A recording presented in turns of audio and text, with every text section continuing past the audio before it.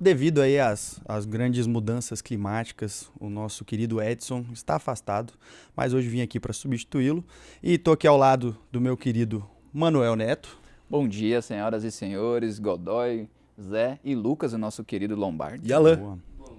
E o Alan, é verdade, O o nosso Alan. consultor novato está aqui participando hoje aqui de plateia, né, de espectador que está com a gente. E vou apresentar para vocês que não conhecem, grande parte de vocês já conhecem, nosso querido gaúcho José Henrique. Bom dia, galera, tudo bem? Matheus também não se faz presente hoje, que era o lugar dele, por conta das condições climáticas. Nosso menino aí se passou, como vocês viram na segunda-feira, no aniversário dele. Ontem foi novamente o aniversário dele oficial, né, dia 27. E por isso ele não conseguiu vir hoje, então vocês veem que a festa foi boa. Estendeu as festividades. Estendeu, tem que estender. As comemorações do Matheus tá durando mais ou menos uma semana, então não termina, tá quase acabando É com a estilo vida carnaval no Nordeste. Exatamente. Mas na próxima semana ou na sexta-feira, esperamos que ele compareça aqui no nosso querido Melhoras aí, programa Matheus. aí. Melhoras. Abraço. E vamos lá, então hoje a gente tem algumas informações relevantes e não tão relevantes, principalmente que a gente for olhar, a gente tem os dados do IPCA 15, tá, que teve um processo aí de recuo, teve os seus dados aí recuando mais ou menos 0,11 pontos percentuais com reparação ao que foi registrado no mês de julho. Tem o Maduro alterando aí o seu gabinete, reforçando uma linha dura, né, sob algumas pressões ali de acusação de fraude de eleições. Teve um decreto do nosso querido presidente Lula com relação à parte das pressões em aumento de produção de gás natural e redução do seu preço. Essas intervenções a gente já sabe muito bem como que acontece, né, quais são os impactos com relação a esses controles artificiais de preços. E agora, com relação a alguns comentários que estão falando que os nossos vídeos estão cada vez mais curtos, o José Henrique vai passar os dados aí dos indicadores mais rápido ainda, vai, Zé? Então vamos lá aos índices em 10 segundos. Lá nos Estados Unidos, todos os índices sobem, não muito relevante, nenhum chega nem a 1%. Na Ásia, no Pacífico, Xangai está caindo 0,40% e Hong Kong caindo 1%, enquanto Nikkei e na Coreia do Sul estão subindo 0,02% e 0,22%. Na Austrália, não sobe, feriado, não querem trabalhar hoje. Na Europa, tudo está subindo, menos o Reino Unido, que está caindo 0,10%. Nada muito relevante, não chega nem a 1% também. Nas commodities, o petróleo WTI e o petróleo Brent estão caindo cada um, quase 1%, enquanto o minério de ferro negociado na Bolsa de Dalian fechou estável, em 754 ienes, equivalente a 105 dólares, e o Bitcoin cai 4,60%, chegando a 59 mil dólares, 192. Aí, que agora já não é mais esse preço aí, que ele já atualizou, isso aí foi antes, mas... Maravilha. E a gente ainda teve o dólar ainda, né, que fechou ontem com a leve alta, né, Zé? Uma leve alta de 0,20%. Maravilha. Mas volátil também. Beleza. Agora passando para as notícias internacionais, a gente teve aí que os europeus vão ficar de fora das novidades do mundo tech. Que novidades são essas, José? Cara, complicado isso aí, como diz nosso amigo Serjão, por conta que as big techs aí, tecnologia, estão nos dizendo que lá no mercado europeu elas não vão entrar com força por conta que a legislação deles está muito complicada, tá? Eles estão com algumas leis lá específicas que estão entrando em vigor não faz muito tempo, o que pode prejudicar aí essas empresas que trabalham com tecnologias, redes sociais e tudo mais. Em acordo de multa, pode chegar até 40 milhões ou 7% da receita anual nas empresas. Então, na dúvida, é melhor que essas empresas realmente evitem passar por esse sufoco. E também as Big Techs estão segurando que o lançamento dos novos produtos nos continentes onde a gente gostaria de pegar férias,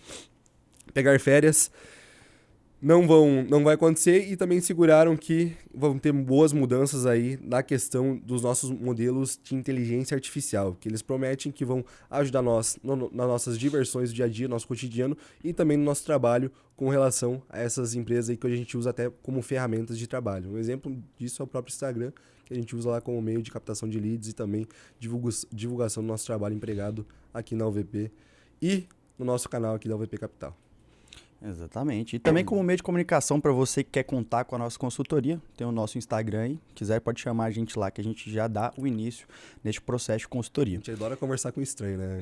Tirar dúvidas. O Douglas, principalmente. Chamar o Douglas às 11h30 da noite do sábado. Ele te responde, fala de balanço de empresas, o cara tá sempre atualizado. O fala esporte pouco. dele é o hobby. E não Exatamente. fala pouco, fala bastante. Demais. Pode chamar lá o Boa. menino que o menino gosta. Tem Perfeito. conhecimento, né? Então também tem o propriedade. cara detém o conhecimento, né, cara? Não adianta. É complicado.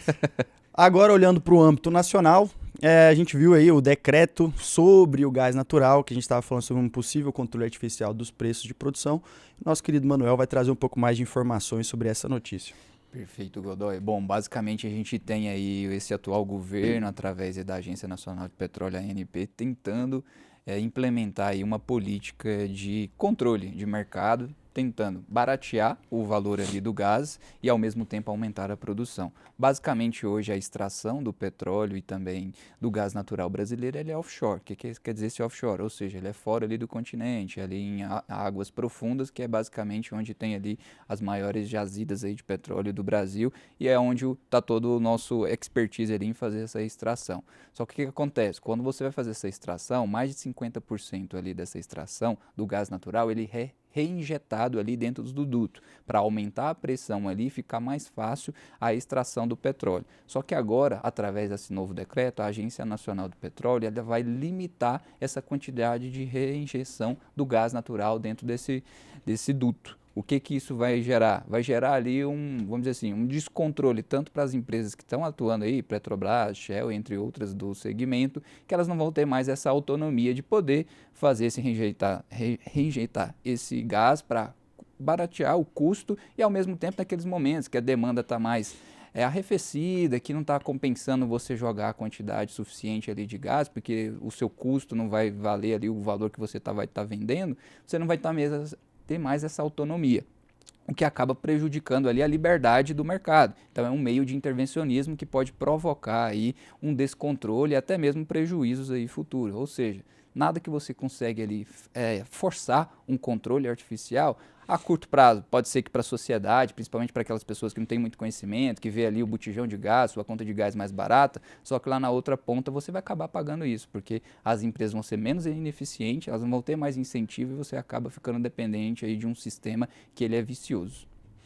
É complicado. A partir de um certo momento que você começa a fazer esses controles, além de você consegue melhorar numa ponta ali essas pressões inflacionárias, né? O consumidor ele consegue sentir isso na outra ponta, mas ao mesmo tempo, empresas que começam a trabalhar dessa forma, cara, igual o Manuel falou, tem as margens cada vez mais apertadas e começam a passar por problemas de descompasso entre o mercado interno e o mercado externo. Então vamos seguindo acompanhando como é que vai ser os desdobramentos aí dessa parte do gás natural. Além disso, a gente trouxe uma outra notícia aqui, cara, com relação à parte dos credores do setor do agronegócio que estão travando disputas para tomar terras dadas em garantias aos nossos queridos CRAs. Manuel, como é que foi essa parte aí? Como é que está sendo essas disputas travadas lá no Mato Grosso? Está sendo complicado porque, mais uma vez, o nosso judiciário metendo a mão onde ele não deveria. Ou seja, a gente tem essa insegurança jurídica. Isso aqui é só um dos exemplos que o Brasil ainda ele é um país que precisa muito melhorar em seu aspecto estrutural. Por quê? Por que o agricultor ele vai procurar um CRA em vez de procurar um financiamento bancário? Porque o custo é infinitamente menor. Então, se você precisa ali de captar recurso para alavancar a sua lavoura, para conseguir ser produtivo, você tem ali a captação desse recurso, através de uma linha que é muito mais eficiente. Só que, em contrapartida, quem está ali fazendo a securitização dessa emissão, ela pega uma garantia. Ou seja, o produtor, geralmente, ele coloca ali a sua terra como garantia. E caso dê um default, que é o caso que está acontecendo, com as questões aí climáticas, do El Niño e outros fatores aí de commodity para baixo, acabou que está tendo aí uma recuperação judicial em massa dentro do segmento de agronegócio.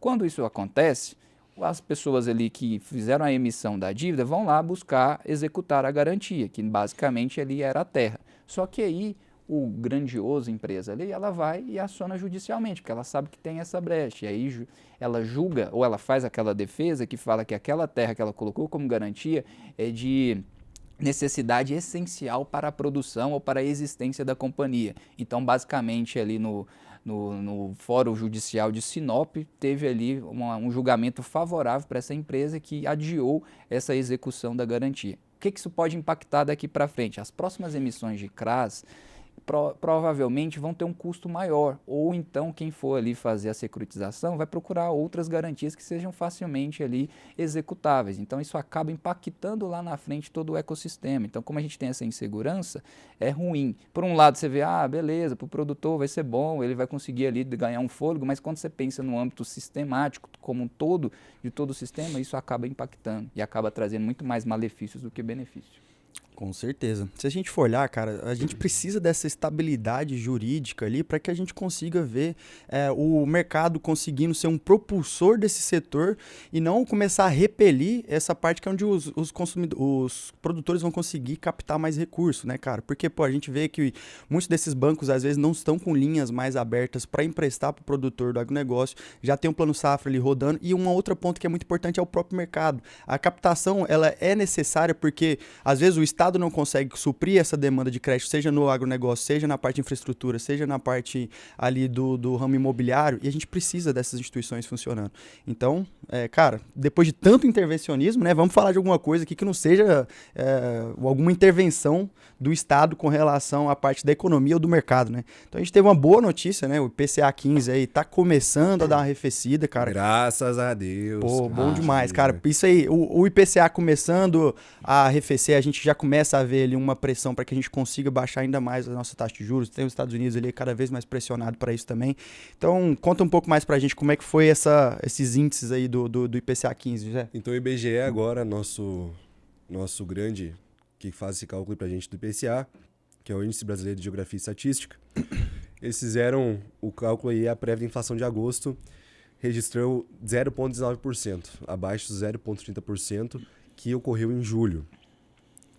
Nos últimos 12 meses, a nossa inflação está com acumulado de 4,35%, e esse resultado de agora do último mês superou as estimativas dos analistas do nosso mercado aqui, que esperavam uma tendência de mais alta, uma tendência de alta da nossa inflação. Os grupos hoje que mais se destacam para colaborar com o aumento dela foram novamente as passagens aéreas, que a gente vê aí que deram uma subida, são sempre caras, inclusive até lá para ir para o Rio Grande do Sul hoje está inviável por conta da enchente que ocorreu lá em maio, então não estou conseguindo ver a família, F total. E os alimentos voláteis também, que a gente vê que o setor de alimentos aí também está tudo caro no mercado. A gente vai lá comprar, tu vai comprar lá um queijo, tá 20, 30 reais quilo, um preço inacessível. Verduras, frutas, a gente vê que deram também, o tomate parece que vem ouro dentro. E tudo isso aí está colaborando para que a nossa inflação aumente, né? No entanto, também houve uma desaceleração nos itens como seguro de automóveis e serviços subjacentes. A expectativa é que o IPCA continue em queda até o final do ano e que também a nossa taxa Selic se mantenha estável nos 10,5% para esse final de ano. A gente espera que tenha uma queda por conta que atrapalha bastante com o nosso movimento da economia, fica arrefecida por conta da taxa alta, porque também além da gente não ter investimentos em empresas, também as taxas ficam mais caras, a gente fica difícil em reinvestir nas próprias empresas, porque elas têm que tirar capital humano para conseguir pagar suas dívidas, e tudo isso atrapalha aí o nosso desenvolvimento e até os nossos trabalhadores. Então só uma simples aí, mudança da taxa de juros vai impactar em cadeia toda a estrutura da economia como um todo. Perfeito, cara. Realmente. Então, vamos torcendo aí para que o índice ele realmente chegue ao centro da meta e a gente consiga cortar nossa taxa de juros para ver a nossa economia voltar a crescer, né? E parar com essa notícia de querer subir taxa Selic. Nossa, pelo amor de Deus, não, gente. Que subir taxa Selic, cara. Vamos a gente não precisa disso, não. Ó, o Fed, o tio Sam tá ajudando, vai cortar já em setembro. Já imagina se vem um corte de 0,5 lá nos Estados Unidos. Coisa linda, hein? Aí o Brasil não tem pessoal mais não tem incentivo noção para de como aumentar uma a taxa taxa. alta é prejudicial, né, para a economia como um todo, né? Muito, varejista, você vê aí instituições pequenas que vai ali, precisa de crédito junto a instituições financeiras, não tem, assim, como ela conseguir sustentar o negócio dela com taxas muito altas. Exatamente. Aí vai naquela questão, por que a taxa é muito alta? Essa questão também de execução de garantia, de banco, não consegue executar porque tem toda essa insegurança jurídica. Se a gente tivesse um pouco mais de liberdade como é nos Estados Unidos, a gente ia conseguir. Tem outras questões também, fiscal, bom, não vou entrar em méritos, mas o que eu vejo aqui agora é que não tem muito mais embasamento ou fundamentos para querer aumentar uma taxa de juros brasileira. Eu acho que isso aí é um pouco que o mercado já estava ali, oba-oba, a bolsa foi para cima com a expectativa de subir aí taxa de juros, mas eu acho que assim não tem fundamentos sólidos para você falar ali que precisa de um aumento novamente aí na taxa de juros. Mas o nosso Robinho lá, nosso cavaleiro da lança vermelha, falou que ia subir a taxa de juros caso fosse necessário.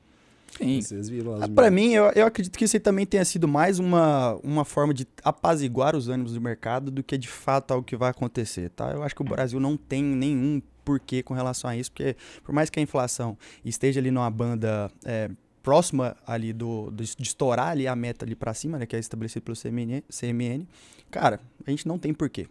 Todos os aparatos que estão se desenhando para a gente é de um processo desinflacionário. E se a gente aumentar essas taxas de juros agora, cara, o que a gente vai ver é o PIB cada vez em um processo afundando mesmo, né, o seu crescimento, que aqui no Brasil já está tudo apertado. Margem para imobiliária, margem para a parte do setor educacional, margem para todos esses outros que precisam de crédito para funcionamento, cara, não adianta. Para a gente, se Deus quiser, a gente vai parar nesses 10,5 e fechar o ano aí, se Deus quiser, abaixo até mesmo dos 10, né? Vamos sonhar? Vamos sonhar? Vai que a gente chega nos 10% ali. E aí não vai ser mole pegar 1% ao mais no mês. Aí, né? Aí você tem que ter uma ajuda de um consultor de investimentos para traçar uma estratégia para bater os 12%. Procurar, fala, não, porque minha carteira nos últimos 2 anos tá rendendo mais de 1% ao mês, não sei o que é. Espera baixar a taxa de juros, filho. Vamos ver onde é que tu vai parar. Isso aí conseguir se virar. Exatamente. Agora vamos lá. Antes da gente passar aqui para a parte da leitura dos comentários, eu queria que vocês explicassem para a gente qual que é a diferença do IPCA 15 para o IPCA fechado. IPCA fechado é o nosso IPCA acumulado do último ano aí, enquanto o nosso IPCA 15 é um cálculo que eles fazem mensalmente, que vai do dia 16 do mês até o próximo dia 15 do outro mês. Então, por isso que o nome é IPCA 15. É isso aí, esse intervalo aí de 29 a 30 dias para a gente fazer o cálculo mensal e depois juntar isso no acumulado do último ano, dos últimos 12 meses. Perfeito. Então, ele é considerado como se fosse uma prévia ali da inflação, né, que está sendo medida pelo IPCA, que tem essa janela de observação do dia 16 ao dia 15, ao invés de ser do mês fechado, do dia 1º ao dia 30 ali de cada mês. A mesma coisa que a gente vê ali no IGPM, tem o IGP-10, tem alguns outros índices também que começam a utilizar essa janela para enxergar como que está sendo o desenvolvimento da inflação no Brasil. Agora vamos ler aqui alguns comentários, né? Eu trouxe um comentário do nosso querido @TheStarWheels, que diz: bom dia, Araxá de Minas Gerais. Vegano bom é vegano morto. Estou sendo um vegano ruim, porque eu tô vivo. Mas assim, cara... Ainda bem que você tá vivo. Pois é, cara, achei um comentário um tanto ofensivo. Eu achei com a minha ofensivo classe. também, confesso. Cara, vamos Faltou lá, decoro nesse comentário aí, não. Pois é, cara, a gente faz mal pra ninguém, mano. Nem pros animais, eu vou fazer mal pra você, agora os caras não comem carne, cara, sobra mais pra nós, cara. Isso aí, não faz sentido. Vocês aproveitam, come para. aí, termina de desmatar o planeta. Tô brincando. A gente tem outro comentário aqui do @DaveUY5DY, falando: boa tarde para todos. Tá. Como funciona o aluguel de ações? Cara, basicamente, quem utiliza o aluguel de ações, ele não quer estar coberto, ou seja, comprar as ações diretamente, e geralmente ele aposta contra a queda dessas ações. Então ele aluga ali uma ação para apostar na queda dela. Então ele não vai estar coberto, que a gente fala que é comprar diretamente as ações, ele vai estar descoberto, vai estar alugando as ações de outra pessoa que está ali no método provavelmente de buy and hold, né, que ele vai estar com aquelas ações para mais longo prazo. Então ele aluga aquelas ações, ele paga uma taxa para estar alugando aquelas ações, e através disso ele consegue fazer algumas operações ali de derivativos. É mais ou menos assim, e na outra ponta a pessoa que é o doador recebe uma pequena taxinha de aluguel. Então, de forma bem resumida, é isto. E quais são os comentários que eles trouxeram aí pra gente? Bom, eu trouxe aqui do Lucas Narayan. Desculpa se eu pronunciei seu sobrenome de forma errada. Ele falou: bom dia, mestres. Obrigado por mais um programa. De nada, estamos aqui para trazer o melhor para vocês. Uma pergunta: vocês consideram a dívida líquida / EBITDA da Taesa acima de 4 um grande alerta, ou a empresa continua sendo viável para investimentos, considerando todo o histórico? Obrigado. Bom, basicamente quando a gente vai fazer uma análise de dívida / EBITDA de empresa do setor de energia, você tem que ter a ciência que naturalmente esse dívida líquida / EBITDA ele vai ficar um pouco mais alto mesmo, principalmente quando está naquele ciclo de implementar ou de fazer ali a estruturação dos projetos ali, das concessões que essas empresas ganham. Então quando tem um CAPEX ali que você precisa de fazer uma injeção, naturalmente você fica mais endividado, você fica mais alavancado. O problema que você tem que analisar é na saúde ali dos contratos, como que está o prazo, que isso é algo ali que você tem que analisar em conjunto com essa questão do dívida líquida / EBITDA. É claro, é um alerta, nunca é bom, principalmente em âmbitos aqui de taxa de juros altas no Brasil, você ficar com uma alavancagem. Mas você tem que entender também que esse setor aí, é como o Raul gosta de falar, que é nada mais ali de que um monopólio privatizado. Então você tem uma certa segurança ali de você ter uma previsibilidade de receita, você tem ali já uma receita previsível que ela vai estar naturalmente ali sendo reajustada tanto pelo IPCA, pelo IGPM, acaba gerando ali um conforto para as companhias ali que atuam nesse setor. Só que é claro, uma dívida que está elevada gera uma preocupação porque você pode começar a ficar ali com margens mais apertadas. Mas isso é natural quando você está fazendo ali aquele procedimento de implementação do CAPEX. Naturalmente, depois quando isso começa a reverter em receita, a empresa naturalmente já começa a desalavancar e aí vai trazendo recursos. Mas a Taesa aí tem outros quesitos ali que precisam ser analisados, não é somente esse. Aí, caso você tenha interesse e quer fazer aí uma análise mais profunda, aí você pode também ou entrar em contato com a consultoria, ou pode também pegar insights ali do Douglas, que ele também tem ali uma análise aí sobre essa companhia em específico. Douglas gosta da Taesa, né? De falar demais sobre qualquer empresa. No Instagram dele tem alguns conteúdos sobre. Eu acho que o principal ponto é realmente a gente observar sempre os prazos de vencimento dessas dívidas aí que a empresa tem. Porque às vezes vai ter uma empresa aí que tem uma dívida líquida sobre EBITDA muito menor, 1,5, mas você vai ver tá tudo vencendo aí em cima do laço. E a empresa estagnada, né? E a empresa está estagnada e a empresa não tem nem caixa para pagar e tá para ontem para pagar essa dívida. E às vezes a empresa não tem caixa agora, mas a dívida ali, a dívida que ela tem é para daqui a 20, 30 anos. E até lá também tem inflação, que também corrói o valor do dinheiro no tempo, etc. E acaba que não fica sendo tão oneroso assim a dívida da empresa no longo prazo. Os prazos das concessões, né, também contam muito. Por exemplo, vamos pegar um exemplo de uma outra companhia do setor, que é a Alupar, que tem concessões aí fora do Brasil, com Chile, prazos aí. Colômbia, tem um que é prazo Peru, perpétuo, outro de 30 anos. Então, cara, é uma estabilidade muito boa que você tem aí para esse setor. Só que, é claro, você tem que avaliar sim. Só que a análise que você faz, por exemplo, de uma empresa que está no agronegócio, que está no varejo, que o dívida líquida barra EBITDA é muito mais importante você fazer essa análise. Para uma empresa de energia, você começa a olhar ali com um pouquinho mais de folga. Você não precisa ser sempre aquela que o mercado gosta muito de falar. Dívida líquida barra EBITDA que é saudável é abaixo de 3. Nem sempre. Você tem que sempre fazer uma análise ali ponderada. E nem sempre também, se ela tiver com a dívida líquida barra EBITDA abaixo, não quer dizer também que a empresa seja uma empresa saudável. Então, tem que entender o caráter analisar dessa dívida também, né? Verdade. Por que essa empresa está endividada ali. Então você tem que ir a fundo para entender se realmente é para um processo de investimento ou o que a empresa está fazendo com essa dívida. Né? E você, José, o que você trouxe aí para a gente? Comentário do nosso amigo Eric Freitas, 4161. Parabéns, voz do estúdio, por fazer eles todo santo dia entregar o vídeo até o meu almoço. E feliz aniversário. Opa! Parabéns, Bravo, Lucas. Parabéns, feliz aniversário mais uma vez. Tamo junto. Meu comentário hoje seria esse, tá? Tem mais alguns aqui. Eu queria ler todos os comentários pro Lucas. Aqui tem mais um lá da... Deixa eu ver o nome do nosso amigo aqui. Irã Hudson. Parabéns, voz do mercado financeiro, Lucas. Boa. Valeu, meus lindos. Aí, ó. Ô, Lucas, muito parabéns pra ti aqui, cara. Tá louco. E tem mais um comentário pra ele também. Eu vou responder vocês. Boa. Nosso amigo... Esses meninos me liberaram. Tá mais que liberado, pode comentar aí, galera. Nosso amigo José Eduardo Pinto. Programa muito curto, queremos pelo menos 35 minutos de informações. E aí, Lucas? Dá não tá autorizado? Dá não. Não.